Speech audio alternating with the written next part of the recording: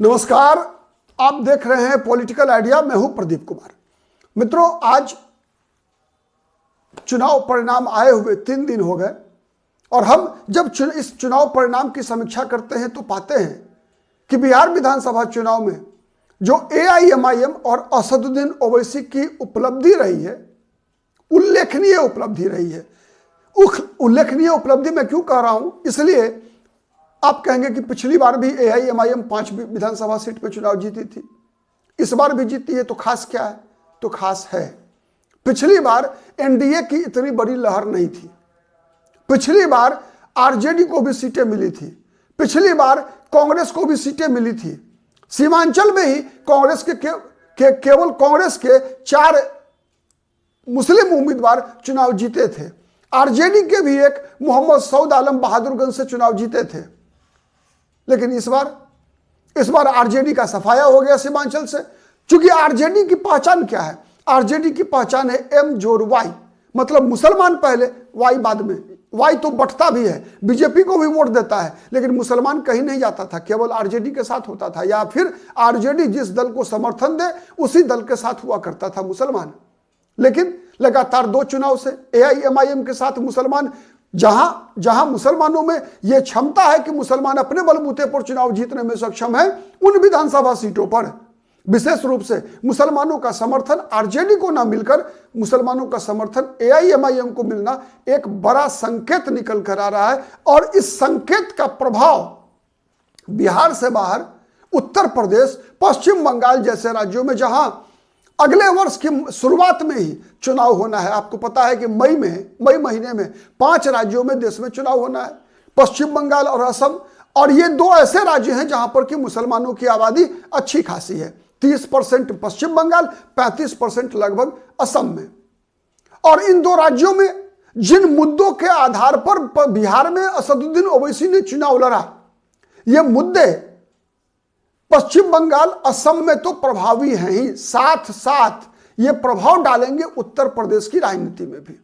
और पश्चिम बंगाल और असम की तुलना में, चूंकि असम में आप देखेंगे तो बदरुद्दीन अजमल की एक पार्टी है, ऑलरेडी है एआईएफबी।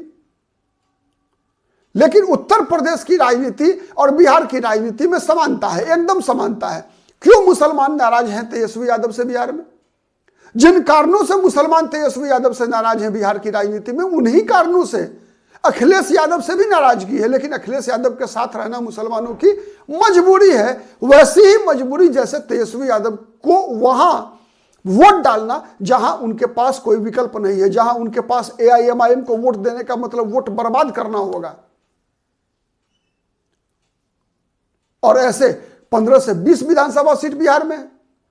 और इन विधानसभा सीटों पर आपने देखा कि 5 विधानसभा सीट पर जीतने में कामयाब हुई एआईएमआईएम और 2 विधानसभा सीट पर सेकंड नंबर पर रही। साथ ही 4 विधानसभा सीट ऐसी थी जहां पर कि एआईएमआईएम का मिला हुआ वोट जो बीजेपी की जीत का मार्जिन है उससे अधिक है। मतलब आरजेडी के उम्मीदवार को हराने के लिए वो 4 विधानसभा सीटों पर मिला हुआ वोट काफी था। मतलब 11 विधानसभा सीटों पर एआईएमआईएम ने परिणाम बदला या फिर परिणाम अपने हक में किया। और ऐसे विधानसभा सीट उत्तर प्रदेश में भी लगभग 40 की संख्या में है और परिस्थितियां सेम है।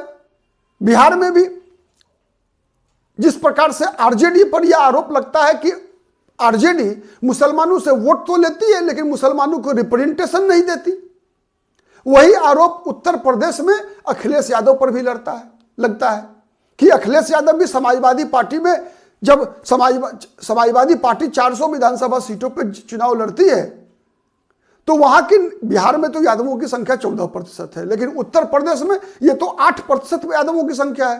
फिर भी समाजवादी पार्टी की तरफ से, अखिलेश यादव की तरफ से लगभग 30% विधानसभा क्षेत्रों में उत्तर प्रदेश या लोकसभा सीट पर यादव जाति को उम्मीदवार बनाया जाता है। और मुसलमानों की उम्मीदवारी लगातार घटते जा रहा है, फिर भी मुसलमान उनके साथ है, क्योंकि मुसलमानों के पास कोई विकल्प नहीं है। तो क्या ये जो परिणाम निकल कर आए हैं, जिस प्रकार का AIMIM के पक्ष में बिहार में विधानसभा चुनाव के दौरान, और वो भी उस स्थिति में, याद रखिए आप, मैं एक और बताऊं कि ये परिणाम क्यों विशेष है बिहार का ओवैसी के पक्ष में आना। 5 ही सीट जीती है, लेकिन ये 5 कौन सी सीटें हैं? आपको याद होगा पिछली बार भी AIMIM ने 5 विधानसभा सीटें ही जीती थी, जिसमें चुनाव जीतने के बाद 5 में से इन 4 विधायकों को आरजेडी ने तोड़ लिया था, तेजस्वी यादव ने। और लगातार बिहार की राजनीति में आप देखेंगे उन्हीं दिनों से, जब से AIMIM के 4 विधायकों को तोड़ा गया, AIMIM उसे खरीद लेना कहती है। तो एक जो धारणा बनी थी, धारणा क्या बनी थी कि वो जो 5 सीटें मिली थी AIMIM को, तो वो प्रभाव AIMIM का नहीं था, वो प्रभाव असदुद्दीन ओवैसी का नहीं था, बल्कि वो व्यक्तिगत उम्मीदवार का प्रभाव था। ये नैरेटिव आरजेडी ने बनाया। लेकिन इस बार जब उन्हीं 5 विधानसभा सीटों पर AIMIM को जीत मिली और 4 उम्मीदवार नए थे, चूंकि अख्तरुल जो ईमान है प्रदेश अध्यक्ष भी हैं, वो छोड़कर नहीं गए थे, वो लगातार एक तरह से सीजन्ड फ्रेंड की तरह जो है AIMIM के साथ रहे, ओवैसी के साथ रहे। तो 4 नए उम्मीदवारों को उन्हीं 4 विधानसभा सीटों पर जितवाकर ओवैसी ने यह बात साबित कर दिया कि नहीं, यह प्रभाव व्यक्ति का नहीं था, यह प्रभाव AIMIM का था और यह प्रभाव ओवैसी का प्रभाव था। और यही मूल चिंता का कारण बना बिहार में आरजेडी के लिए। और आपको याद होगा आरजेडी को ऑफर दिया था ओवैसी ने कि आप 6 विधानसभा सीट मुझे दे दीजिए, इसके अलावा हर सीट पे आपका समर्थन रहेगा। अगर ऐसा हुआ होता तो फिर क्या होता, इस बात की तो खैर बाद में हम समीक्षा करेंगे। लेकिन इसका नुकसान आरजेडी को कितना हुआ यह बताने की आवश्यकता नहीं है। सीमांचल में एक भी मुस्लिम उम्मीदवार आरजेडी के नहीं जीत पाए। एक उम्मीदवार केवल रानीगंज विधानसभा सीट से, जो सुरक्षित विधानसभा सीट है, वहां से एक आरजेडी का उम्मीदवार चुनाव जीत सके, वो भी 100 के आसपास, कुछ 100 मतों से केवल। वहीं AIMIM के उम्मीदवार हजारों मत वोटों से, 50-50 हजार के मार्जिन से लगभग जीता है AIMIM के प्रदेश अध्यक्ष अख्तरुल ईमान ने। पिछली बार भी जीते थे, इस बार भी जीते हैं। तो ये डिफरेंस है।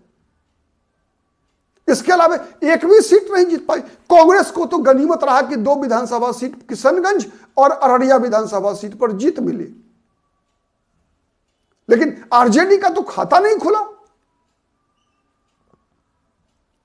इसके अलावा आरजेडी के मात्र 2-3 मुसलमान उम्मीदवार चुनाव जीत सके। एक ढाका पश्चिम चंपारण में, दूसरा बिस्फी विधानसभा सीट मधुबनी जिले में, ठीक है, और इसके अलावा एक और विधानसभा सीट जीती है ढाका आरजेडी ने। हाँ, और रघुनाथपुर विधानसभा सीट सिवान से सैयद शहाबुद्दीन के पुत्र ओसामा साहब, तो ओसामा साहब की जीत में आरजेडी की बड़ी भूमिका नहीं है। ओसामा साहब तो शहाबुद्दीन का परिवार रघुनाथपुर विधानसभा सीट से कोई भी जीतेगा अपने बलबूते पर जीतता है। पिछली बार भी लोकसभा चुनाव के दौरान केवल सिवान लोकसभा सीट क्षेत्र में केवल एक रघुनाथपुर विधानसभा सीट ऐसी थी जहां पर की हिना साहब को लीड मिला था, तो वो अपने बलबूते पर ओसामा साहब का जीतना हुआ है। तो ये 3 मुसलमान उम्मीदवार मात्र आरजेडी के जीत पाए। तो क्या ये खतरे की घंटी अखिलेश यादव के लिए भी है? चूंकि अखिलेश यादव भी इसी प्रकार की राजनीति करने के लिए जाने जाते हैं। आपको याद होगा पिछला विधानसभा चुनाव उत्तर प्रदेश का, जिन मुद्दों को बिहार में ओवैसी ने उठाया कि भाई 3% सहनी समाज के लोगों के लिए डिप्टी सीएम का पद पहले फिक्स कर दिया आरजेडी ने, महागठबंधन ने, लेकिन वही मुसलमान जो 18% है बिहार में, उनके लिए कुछ नहीं। तो यही सवाल तो ओवैसी उठाएंगे उत्तर प्रदेश में भी। और इसी सवाल को लेकर अगर उत्तर प्रदेश की राजनीति में अगर ओवैसी का जाना हुआ तो जो मुस्लिम डोमिनेटेड एरिया है वहां का परिणाम क्या होगा बताने की आवश्यकता है क्या? तो ये एक बड़ी चुनौती दोनों के लिए है, अखिलेश यादव के लिए भी है और ओवैसी के लिए भी है। पश्चिम बंगाल और असम के बारे में थोड़ा अभी कहना कुछ जल्दबाजी होगा, क्योंकि पश्चिम बंगाल की परिस्थिति कुछ अलग है। वहां सीधा मुकाबला है भारतीय जनता पार्टी और टीएमसी के बीच। असम में भी बीजेपी और कांग्रेस के बीच है। लेकिन एक जो तीसरा फैक्टर है, जो फैक्टर ओवैसी बिहार में बने, जो फैक्टर उत्तर प्रदेश में बन सकते हैं असदुद्दीन ओवैसी और AIMIM, वो फैक्टर ऑलरेडी बदरुद्दीन अजमल के रूप में असम में एग्जिस्ट करता है। तो असम में कितनी सफलता मिलेगी कहना मुश्किल है। आज के लिए इतना ही। बहुत बहुत धन्यवाद। नजर बनाए रखिए पॉलिटिकल आइडिया पर। अब तक यदि सब्सक्राइब नहीं किया है तो प्लीज सब्सक्राइब कर लीजिए। और यदि हमारा विश्लेषण पसंद आता है, हमारा काम पत्रकारिता है, इसलिए हम निष्पक्षता से प्रयास करते हैं कि एक जो परिस्थिति है उस पर हर राजनीतिक दल का उसके गुण और दोष के आधार पर विश्लेषण आपके समक्ष प्रस्तुत कर सकूं। सफलता कितनी मिलती है आप कमेंट करके बताइएगा। आज के लिए इतना ही। बहुत बहुत धन्यवाद।